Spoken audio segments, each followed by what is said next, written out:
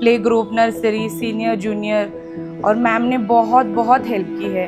बच्चों को ही नहीं, पेरेंट्स को भी बहुत गाइड किया है मैम ने। सगळ्याच बाबतीत स्टेज डेअरिंग, डान्सिंगमध्ये सगळं म्हणजे कुठल्याही प्रकारे ती अदर ॲक्टिव्हिटीज स्कूल पढाई तर प्रत्येक ठिकाणी असते किंवा करून घेतो आपण, पण बाकी गोष्टीत तिचं एवढं सगळं ग्रोथ आहेत ना.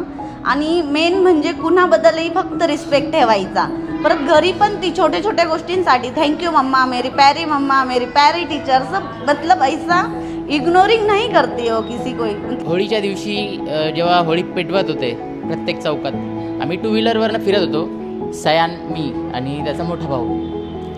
तर त्यांनी मला सांगितलं की पप्पा ही होळी जे झाडांची लाकडं आहेत ती जाळली नाही पाहिजे. म्हटलं का?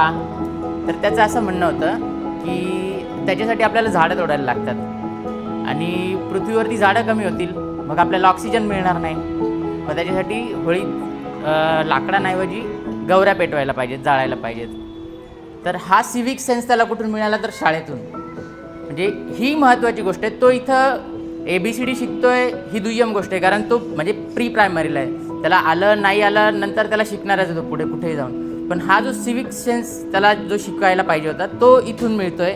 स्टार्टिंग में प्ले ग्रुप से अभी तक जितना इम्प्रूवमेंट हुआ है मैम, बहुत वंडरफुल. जयदेव, जो हमें जो चाहिए था वो मिला है यहाँ पे. जो फाउंडेशन जो बोलते हैं वो मजबूत होना चाहिए बच्चे का, तो आगे जाके वो आसानी से ग्रो कर पाते हैं. तो वो यहाँ पे ब्लॉसम इंटरनेशनल स्कूल में हमको मिला है.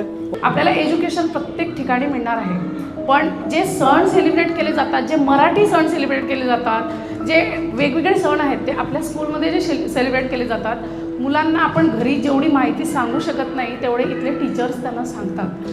मागच्या वर्षी अन्वीची थोडी मेडिकल कंडिशन चांगली नव्हती, तर आम्हाला टेन्शन होतं तिला स्कूलमध्ये पाठवायचं की नाही. पण मी सगळे मीनाक्षी मॅमसोबत, सुरेखा मॅमसोबत बोलली. सुरेखा मॅमचा एक शब्द मला इतकी ताकद देऊन गेला, आप टेन्शन मत लो, उसको इधर कुछ नहीं होगा. हे गोष्ट माझ्यासाठी इतकी सपोर्टिव्ह होती. आजपर्यंत तिची किती जरी तिला काही प्रॉब्लेम असेल, तिचं औषध वगैरे राहिलं असेल, तर मॅम आओ कभी भी आओ, दे जाओ, कुछ प्रॉब्लम नहीं. में जब विकास आता था तो मैं वहाँ पे छोड़ के जाती थी विकास को, तो वो वहाँ पे ही रुकता था. और जब मैम आगे गोदी में उठा के लेके जाती थी तब वो क्लास में जाता था. पोरांना तुम्ही एक व्यवस्थित उत्तम चांगलं शिकवण दिली. चांगले व्यवस्थित पोरं घरामध्ये वागणी उठवतात, सगळ्या गोष्टी व्यवस्थित करतात. अगदी हँडवॉश करण्यापासून तर सगळ्या गोष्टीच्या बारीक बारीक गोष्टी ज्या तुम्ही त्यांना शिकवल्या त्या अतिशय उत्तमपणे हे. सर्वात आधी मीनाक्षी मॅम, तुम्हाला खूप खूप धन्यवाद.